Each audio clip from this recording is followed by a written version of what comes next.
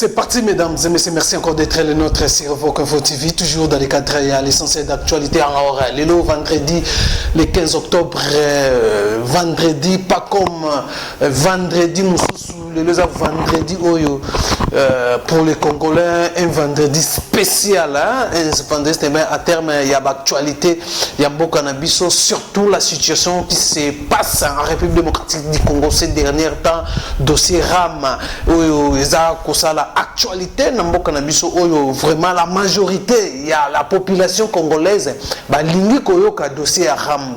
Et certaines pensent raisonner que les Congolais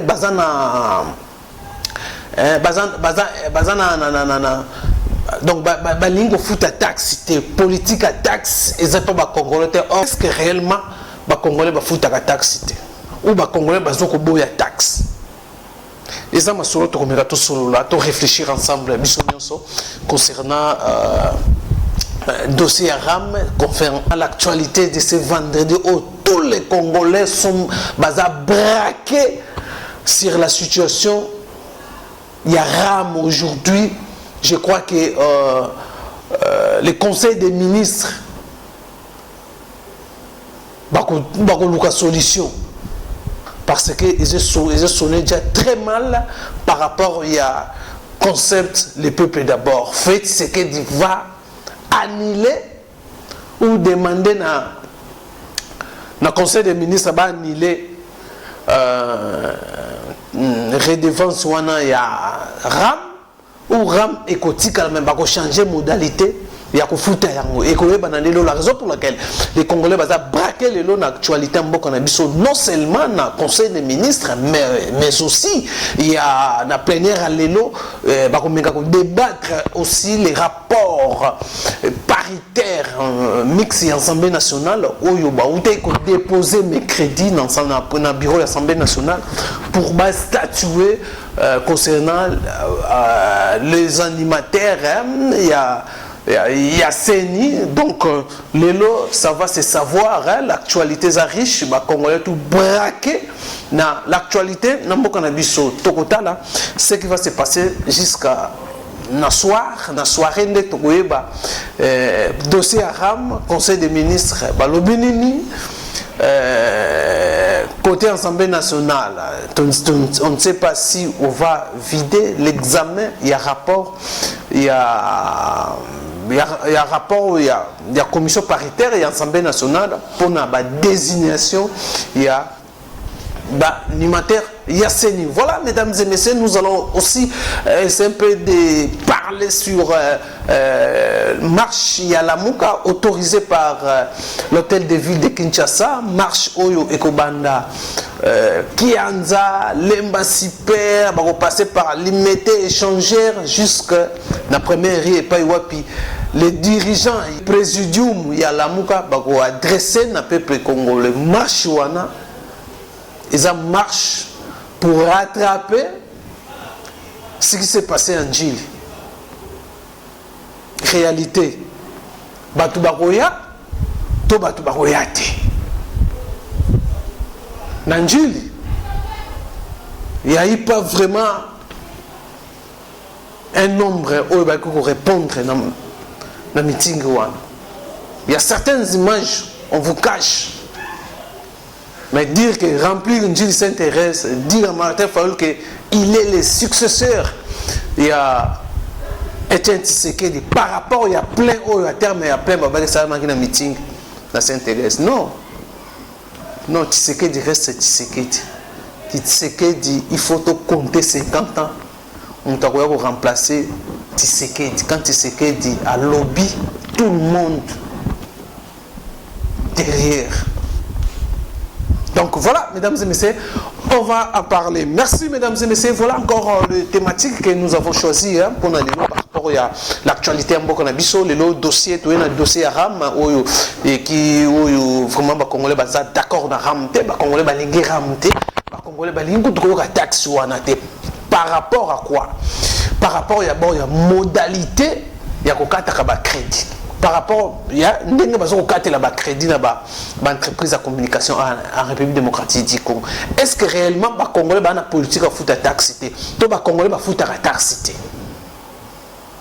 Est-ce que les Congolais foutent à taxe? Pour le Congo, il y a plusieurs taxes. Au Congolais foutent à taxe. Peut-être que les Congolais foutent à taxe, mais ils ont foutre à taxe. Il y a une rubrique, il y a une facturation.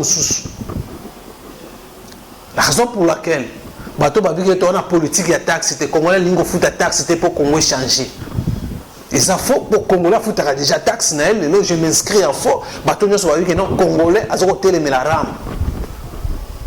Est-ce que Congolais télé mais ma ram na otala comment les choses na zolo ba ram au mode kibasa. Ram ne et que changer Congo to Congolais a foutaka importé a foutaka ba taxe. Pour Congolais ba na fouta taxe. Faut que d'abord Congolais situation ya vie na ezaka na ndenge nini. Ça fait combien de temps Congolais a mesana ba taxe nous sous-souté. Maintenant Congolais oya mesana ko fouta taxe te ndenge bolobi. Ba taxe sous eza ndeti ba taxe c'est belé oyo Congolais nous to fouta répéter ça solo. To fouta te mais Congolais fouta ba taxe mususu. Maintenant il fallait mettre une politique qui permettre aux Congolais de taxes pas du nouveau et permettre à foutre la taxe sans qu'il y ait des revendications par rapport à la revendication à RAM. Il fallait aussi tenir compte de la situation sociale de la zone il y a peuple congolais. Un peuple qui a souffert, un peuple qui a souffert pendant plusieurs années. Dans les différents pouvoirs au Tikoleka. Et jusqu'aujourd'hui, les Congolais ont souffrir. Malgré les efforts, il y a le président de la République, mais la souffrance est Zakaka et pas les Congolais. Des grands débats sur les rames, certains pensent que non, les Congolais vont boire vraiment rame. Non, les Congolais vont boire rame. C'est modalité à foutre la taxe sur l'appareil mobile. Et ce qui est grave aujourd'hui, après passage à ministre dans l'Assemblée nationale, maintenant on a juste sous mesure, on a un retard à foutre la taxe sur couper, bloquer les numéros dans la communication délicate. Ils ont compris vraiment que non, même les sociétés de communication, ils ont compris que ça la manque à gagner parce que les Congolais sont crédités, préfèrent soit méga awa sur la WhatsApp na Messenger que a sont crédit pour ba carte crédit. C'est ça le problème, pas c'est ça. Il fallait revoir comment on fout ça ramouana. $7 par mois, par an. Kokataka na habité kokataka yango pendant chaque mois on a $1 par rapport à conditions sociales il y a peuple congolais. Ils sont simbatés. Il fallait revoir. Peut-être quelqu'un ressemble à $1, il y a crédit. Mais on est à 30% $1. Peut permettre les PO à ça a facilité à communiquer. Et le problème de la communication aussi, c'est parmi les problèmes. Et bien, on sait que non, les Congolais ont ram taxé, ils ont la première fois. Et comme nous avons quand même dans le monde par rapport à manque de communication, il y a malam pour que et pousser les Congolais dans le foot. Ce n'est pas mal, mais modèle, la procédure, en termes de souffrance, il y a Congolais. Il fallait tenir compte de les social, comment les Congolais vivent à vivre à. Voilà ce qui fait mal. Aujourd'hui, remettre le peuple d'abord en doute. Ils ont un slogan pour les autres.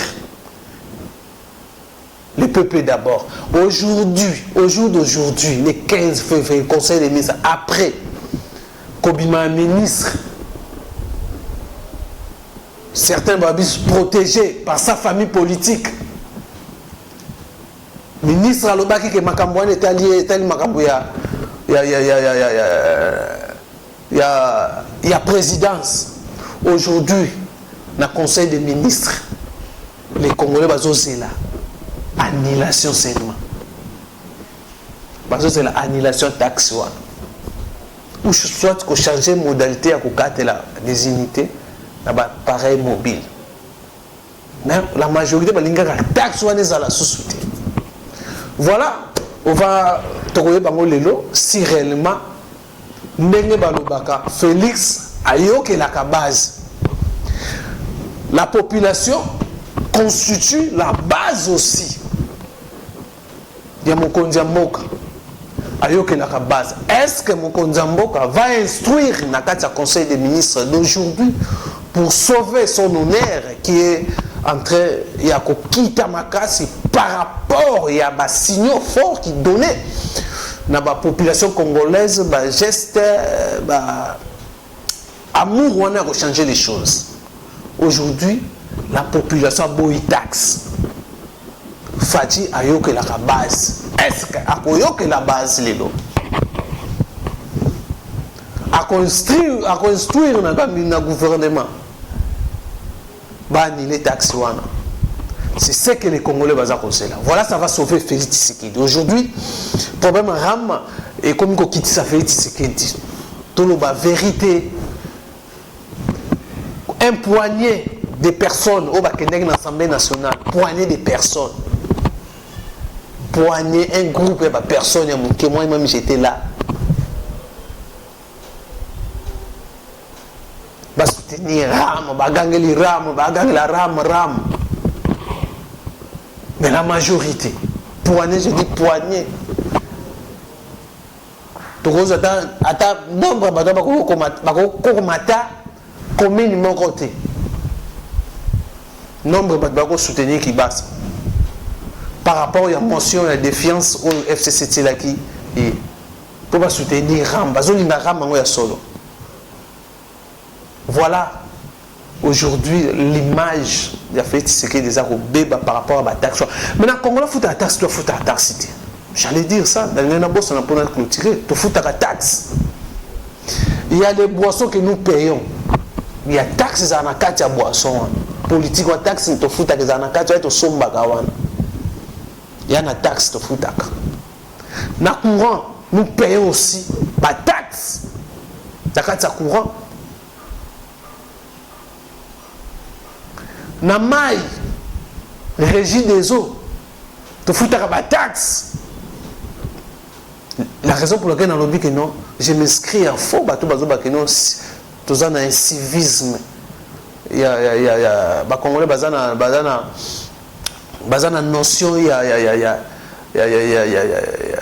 a foutre ta taxe. Bazana notion, foutre ta taxe. Congolais foutre ta taxe, c'est pas qu'on s'habille noté. Congolais fout ta taxe.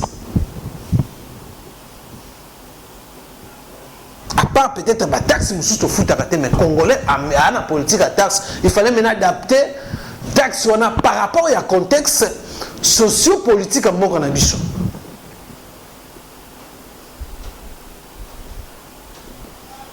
Tout le monde a une carte, tout le monde a un crédit, mais la carte a un crédit, il y a des taxes, tu fous ta taxe. Pourquoi pas insérer ça? Bon, la taxe, parce que dans le Congo, tant que un ministre de l'économie, il y a des taxes, il y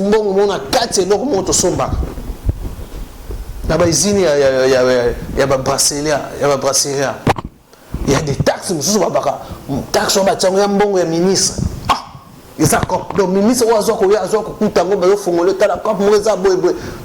donc, et c'est que qui t'a donc, il faut que ça soit taxe alors, comment mettre taxe et c'est remettre la population en difficulté, même il y a encore ta communication là-bas.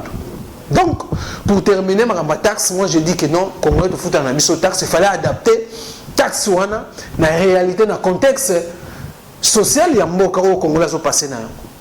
Voilà. Dire que non, Congolais, qu'on fout à taxe, c'est des trop. Congolais foutent à taxe, la taxe, nous Congolais foutent à yé, moi, éviter que nous sommes dans magasin. TVA, va bête la rabisso TVA. Te foutent à rapide minute, la taxe. Donc, Congolais foutent à des taxes. Congolais foutent à des taxes. Voilà, mesdames et messieurs, tout le monde concernant la taxe, il y a Oyo, il y a Ram, Oyo Lelo, les Congolais, ils ont braqué l'actualité, parce que la décision, le Conseil des ministres va prendre aujourd'hui pour mettre fin, selon si vraiment les conseils des ministres vont accepter que la population élimine sous taxe. D'abord, la télécommunication, va faire souffrir Internet, va faire souffrir le crédit par rapport il y a coût en Afrique, dans le monde entier. Par rapport à la société, parce qu'il y a des taxes. Oui, c'est la société, la crédit, alors, à combien de plus forte raison, taxe pour encore ça Congolais en difficulté. Et encore, vous allez bloquer le numéro Nyongo ya RAM. Voilà, les Congolais c'est là. Si ça ne passe pas, Félix Tshisekedi n'a pas de bons conseils. Vous, la diaspora, vous avez belé la présidence, vous avez aidé Félix Tshisekedi. La diaspora, vous avez belé, on a un combat que l'IDPS a abondé dans le terrain. Il y a une réalité. Il y a confondre le mode de vie européen mais les Congolais. Donc, Congolais, mais c'est un taxe modèle. Il fallait maintenant que nous malembe, jusqu'à ce que c'est un Congolais communication. Voilà, mesdames et messieurs, nous sommes sur la Makambouya Rama, l'Assemblée nationale, l'examen à rapport mixte à l'Assemblée nationale, ça crée aussi un débat. On parle de rapport Wana, irrégularité d'abord, représentativité, dans la commission paritaire Wana, l'opposition a réclamé, mais selon quand la commission, il y a les opposants, société civile, délégué. Voilà, ça va créer problème dans la désignation. Il y a des animateurs, il y a ces numéros, mais on peut arrêter par rapport au calendrier électoral. Il faut aller vite, comme a dit le président de l'Assemblée nationale, que fin octobre, il faut installation du bureau à CENI. Il faut tourner rapidement. Est-ce que vous créez encore tout l'été? Voilà, mesdames et messieurs, l'actualité, vendredi riche en actualité en République démocratique du Congo. Est-ce qu'ils vont finir à examiner les rapports? Il y a un rapport mixte, il y a commission pour désignation, il y a animateur, il y a CENI. Et que de l'autre côté, le président Seko ou Tembi Kuna encore prêt à revenir. Na table, il y a une négociation. Est-ce que c'est possible? Ce n'est pas dit. Ce n'est pas pour que freiner encore et tarder encore les élections. Il faut toujours la table. Il y a la proposition, il y a 5 ans, après, il y a discuter encore pour que solution est à la trouver pour ne pas que charge nyonso et comme la barreau. Alors c'était échec déjà, plusieurs tentatives. Il y a une renégociation et apporter dans les nouveautés. Comment barreau croire encore il va payer sa binotant tant zéro les cas. Je crois que Félix Tshisekedi avait dit qu'il avait déjà instruit dans la présidence de l'Assemblée nationale, le bureau de l'Assemblée nationale, qu'il rapidement pour respecter les délais constitutionnels comme Batunion sur là. Est-ce que l'élection que vous avez ça va se savoir dans les délais par rapport, il y a les animateurs où ils vont installer un bureau, ni après pour désigner l'Assemblée nationale à procéder pour désigner les animateurs. Il y a Nikuna, il y a aussi FCCNI. Voilà, mesdames et messieurs, peuple et modèle ni peuple. ceux qui ont échoué au examen d'État. Bakeko Lele là. Retour à Joseph Kabila. Na siège, il y a peu perdu. Tala niveau. Il y a peu pleuré.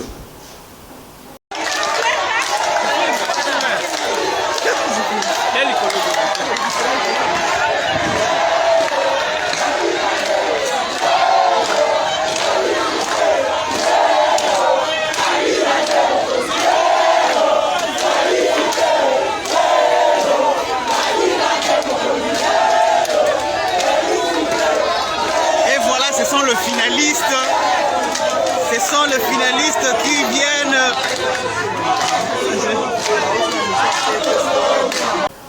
Peuple incapable de revendiquer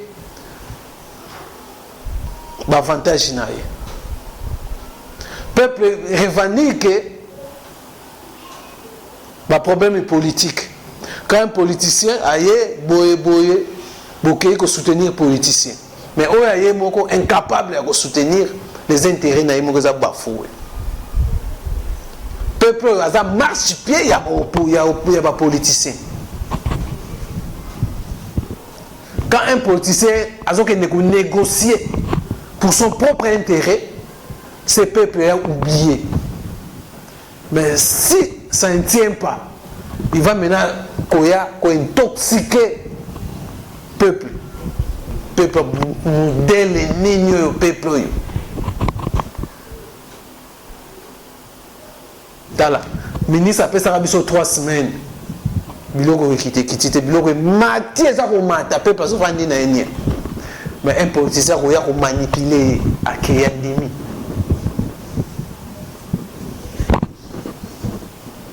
Voilà. Martin Fayoul déjà samedi demain déjà marche Zali à Mouné les salama surtout marche ya Fayoul. Ce qui a rameleki va maintenir RAM dans le conseil des ministres. En tout cas, les Congolais vont profiter, vont bima. Plein Rosala Rosaganate. Plein Rosala Rosaganate. Donc RAM, le président de la République doit faire beaucoup d'attention avec ça. Moi je sais. En fait, c'est qu'il suit quand même des informations dans ma Cameroun, même dans les réseaux sociaux, il suit à la réchappée. Avant d'avoir des informations. Ramo, il quitte ça fait, il ça fait Tshisekedi. Ram, il ça fait Tshisekedi. Je sais que Batbozo va attendre Zobo. Ram, il ça fait Tshisekedi. Ce qui va maintenir Ram. Dans le mode, il va 4 là-bas, pas crédit. Peut baser encore une décision pour bloquer le numéro de téléphone en bas. Et que quoi ça fait Tshisekedi. Si le conseil des ministres maintient tout fout à ram dans le mode tout fout là avec la pauvreté tout ça na Kinshasa tout les canayango. Moi, confiance, ça fait Tshisekedi. Volonté, il y a que changer les choses. Volonté, pas chef de l'État, volonté, ça a changer. Mais si, maintenir décision, bloquer ils sont très mauvais pour les chefs de l'État. Et qu'on quitte, qu'on rabattre un assez. Mais, moi, j'ose croire. C'est que d'ailleurs que la base, que la population. Que la population. Bateau politique, il y a civisme, il y a fiscalité, il y a dit. Congola fout à la taxe. Congola fout à la taxe. Voilà, mesdames et messieurs, l'essentiel d'actualité. S'échanger dans scripté dans par rapport à cette réalité. Il y a vivre dans le monde. Voilà, mesdames et messieurs.